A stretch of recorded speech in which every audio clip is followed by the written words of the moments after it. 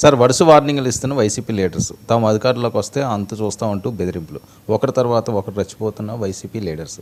ఏంటి కాన్ఫిడెన్స్? అంటే కాన్ఫిడెన్స్ అంటే ఒకటే, ప్రతికూల పరిస్థితుల్లో గట్టిగా నిలబడాలి, మనం నిలబడి క్యాడర్ నిలబెట్టాలి. ఇది ఎవరైనా చేయాల్సినటువంటి విషయం. ఇప్పుడు చంద్రబాబుని అందుకే కదా మెచ్చుకుంటున్నారు. మొన్న 75వ జన్మదినం నాడు అందరూ ఎన్ని వచ్చినా ఎదురు దెబ్బలు, 3 సార్లు ఓడిపోయి ముఖ్యమంత్రిగా మళ్ళీ అయిన వ్యక్తి చంద్రబాబు ఒక్కడే. ప్రదేశ్, ఉమ్మడి ఆంధ్రప్రదేశ్ విభజిత రాష్ట్రం నేపథ్యంలో ఇప్పుడు మీరు కేసీఆర్ గారిని చూస్తున్నాం. మిగతా విషయాలు అలా ఉంచి శాసనసభకు రాకపోవడం ఇట్లాంటివి, అది చంద్రబాబు అలా ఎప్పుడు చేయలే. ఆయన 2 సార్లు ఓడిపోయినా వరుసగా 2004 నుంచి 2014 వరకు ఆయన శాసనసభకు చివరి రోజున సమైక్య రాష్ట్రం కోసం తీర్మానం ఆమోదించి మాట్లాడలేదు, కానీ సభకు వస్తూ ఉన్నాడు ఆయన. కాబట్టి చంద్రబాబుకు ఇవన్నీ ఎందుకు నిలబడ్డాడని, జగన్ కూడా తన వాళ్ళని నిలబెట్టడానికి ఆయన తన ప్రయత్నం తను చేస్తున్నారు. కానీ ఈ క్రమంలో కేసులు ఇవన్నీ కేసులను ఎలా ఎదుర్కోవాలి, ఒకటి తర్వాత ఒకరు. ఇప్పుడు ఉదాహరణకు కేసిరెడ్డి ఆయన కేసిరెడ్డి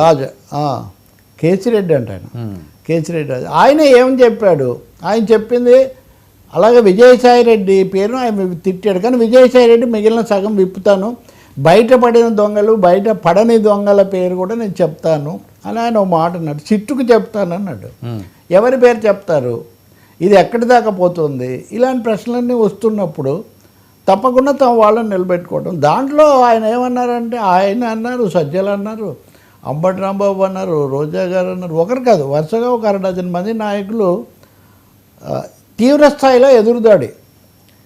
ఇంకా అంబటి రాంబాబు అయితే మీరు మూల్యం చెల్లించాల్సి వస్తుంది, చంద్రబాబు ఎలాంటి మూల్యం చెల్లించాల్సి వస్తుంది, లోకేష్ ఎలాంటి మూల్యం చెల్లించాల్సి వస్తుంది, అవన్నీ తర్వాత ప్రజలు నిర్ణయిస్తారు అనేది ఎలా కలుపుతుంటాయి కదా. ఈ మూల్యం చెల్లించాల్సి వస్తుంది. రెండవది మేము అన్నీ రాసి పెట్టుకుంటున్నాము. మూడవది ఇప్పుడు మళ్ళీ మేము సరే జగన్ అయితే మనమే అధికారంలోకి వస్తుంది. నేను 16 నెలలు అధికారం జైల్లో ఉన్నాను, నాకు ఏమైంది ఏం అవ్వలేదు, వచ్చి ముఖ్యమంత్రిని అయ్యాను కదా. కాబట్టి జైల్లోకి పంపిస్తే ఏం కాదు, వచ్చిన తర్వాత వీళ్ళ సంగతి చూస్తాము అంటే ఒక విధంగా వాళ్ళు బహుశా వీళ్ళు కూడా అదే పనిగా రెడ్ బుక్ అని వరుసగా కేసులు అరెస్టులు చేయడంతో ఇంకా పెరగకుండా ఉంటా కొంత ఈ ధాటిని కొంచెం తగ్గించడానికి, రెండవది వెళ్ళిన వాళ్ళకి అండగా ఉండడానికి, మూడవది కొంచెం నిబంధనలు ఉల్లంఘిస్తున్నారని హైకోర్టు కూడా అప్పుడప్పుడు అక్షింతలు వేస్తున్న. ఇప్పుడు రాజకేశిరెడ్డి విషయంలో కూడా హైకోర్టులో ఇరుపక్షాలకు కొంచెం వాదోపవాదాలు జరిగాయి. జడ్జి గారు కూడా ప్రశ్నించారు. ఇప్పుడు ఉదాహరణకు వాళ్ళ పత్రికలో ఒక వార్త రాశారు, రాజకేశిరెడ్డి ఒప్పుకున్నాడు అని ఓరల్గా చెప్తున్నారు, కానీ ఆయనేమో సంతకం చేయలేదు, కన్ఫెషన్ స్టేట్మెంట్ సంతకం చేయలేదని ఈడీ కోర్టుకు చెప్పింది.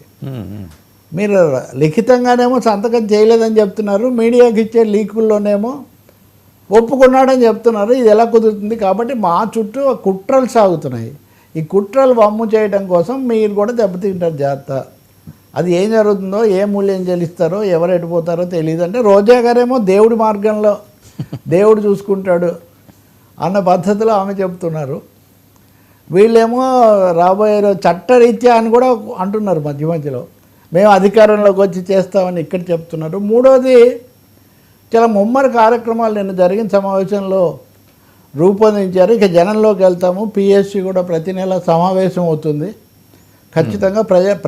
ఇప్పుడు నేను ప్రజల్లోకి వెళ్తున్నాను కాబట్టి ప్రజల్లో నాకు బాగా ఆదరణ ఉంది, ఎక్కడికి వెళ్ళినా జనం వస్తున్నారు కాబట్టి నన్ను అడ్డుకోవడం కోసమే ఒక పథకం ప్రకారం ఇవన్నీ కూడా మీరు తీవ్రం చేస్తున్నారన్నది జగన్ లేదా వైసీపీ నాయకుల యొక్క ప్రధానమైన విమర్శ, ఆరోపణ.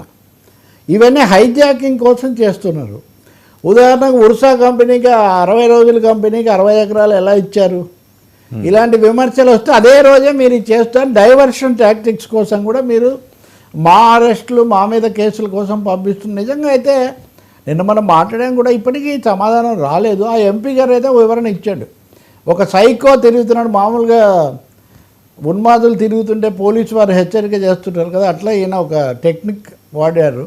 ఒక సైకో సోషల్ మీడియాలో తిరుగుతున్నాడు, అతని వల్ల అప్రమత్తంగా ఉండండి, అతనికి నేను సమాధానం చెప్పనక్కర్లేదు, మీరు సైకోకి చెప్పకండి సార్, సమాజానికి మాత్రం చెప్పండి, తప్పకుండా ఇందులో నిజానిజాలు ఏంటి అన్నదైతే చెప్పాల్సిన అవసరం మాత్రం ఉంది. అది ఆ అంశం అనుకోండి.